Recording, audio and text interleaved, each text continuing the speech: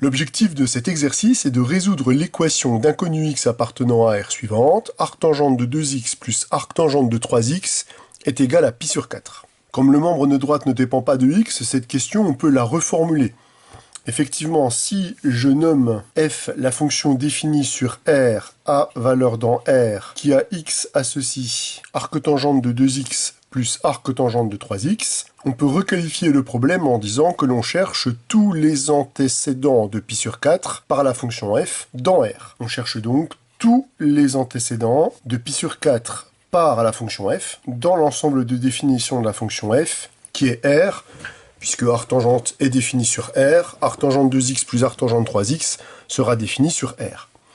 Alors pour pouvoir obtenir tous ces antécédents, le bon sens, ça serait déjà d'étudier, si c'est possible, les variations de la fonction f. Pour étudier les variations de f, on va regarder si notre fonction est dérivable sur R, calculer sa dérivée, puis le signe de la dérivée, on aura accès aux variations. Or, il est clair que la fonction f est dérivable sur R, comme somme est composée de fonctions dérivables sur l'intervalle R. Pour calculer la dérivée, on va dériver notre fonction comme somme est composée. La dérivée de arctangente de 2x, c'est la dérivée de arctangente évaluée en 2x. Donc c'est 1 sur 1 plus 4x carré, multiplié par la dérivée de 2x, multiplié par 2, plus la dérivée de arctangente x évaluée en 3x, donc 1 sur 1 plus 9x carré, multiplié par la dérivée de 3x, 3. Ici, on ajoute des nombres strictement positifs, on obtient un nombre strictement positif. On peut donc conclure que la fonction f est strictement croissante sur l'intervalle R.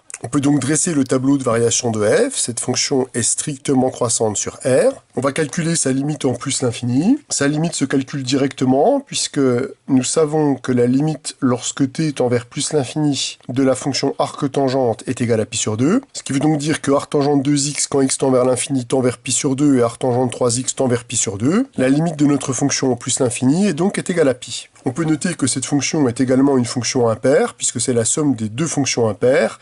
La limite de f en moins l'infini est égale à moins pi. On peut noter une valeur intéressante, la valeur de 0 qui est égale à 0, puisque la fonction est définie en 0 et impaire. Qu'est-ce que nous raconte cette étude de fonction?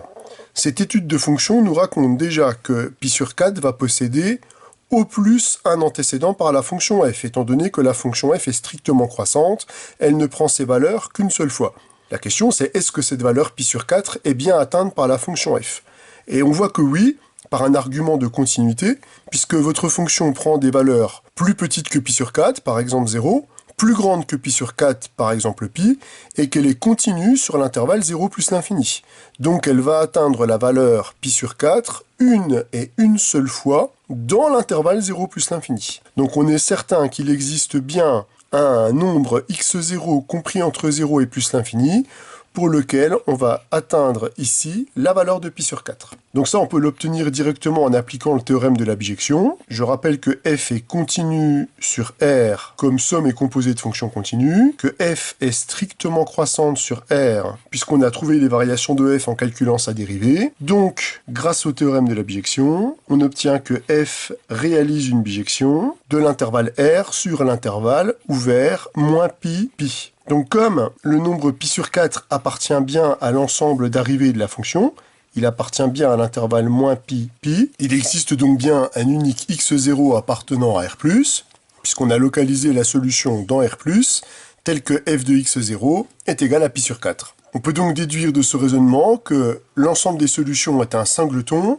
il s'agit du singleton x0. Alors il nous reste maintenant à trouver quelle est la valeur numérique de x0, on aimerait bien avoir une valeur concrète comme solution de notre équation. C'est ce qu'on va voir maintenant.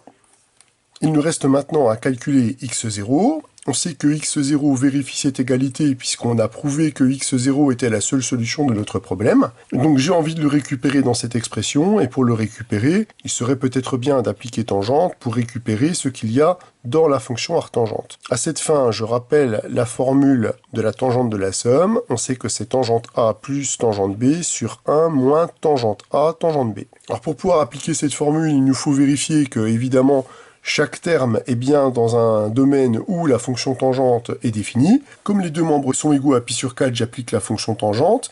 Et comme tangente A et tangente B ici sont bien définis, puisque ces nombres sont compris entre moins pi sur 2 et pi sur 2, par définition de arctangente, en appliquant tangente, on obtient, on va donc récupérer tangente A, c'est-à-dire tangente de arctangente de x0, de x0, plus tangente B.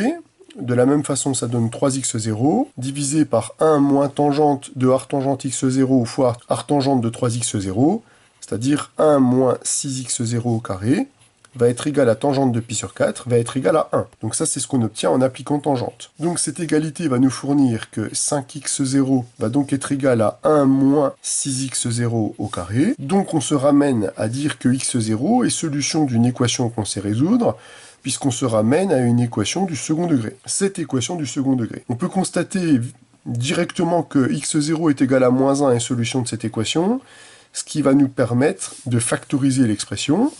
Ça va se factoriser en x0 plus 1, facteur 2. Pour récupérer 6x0 au carré, eh bien, je vais mettre ici 6x0. En développant, j'obtiens bien le bon terme.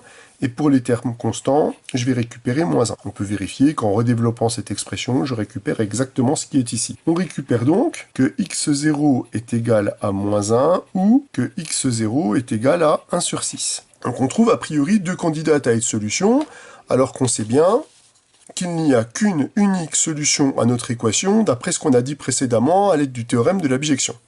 Donc cela signifie que l'une de ces solutions ne convient pas. Or, on avait vu tout à l'heure que les solutions, si elles existent, elles sont nécessairement strictement positives. Comme moins 1 est un nombre strictement positif, évidemment la solution qui va être éligible dans notre problème, c'est forcément moins 1 sixième.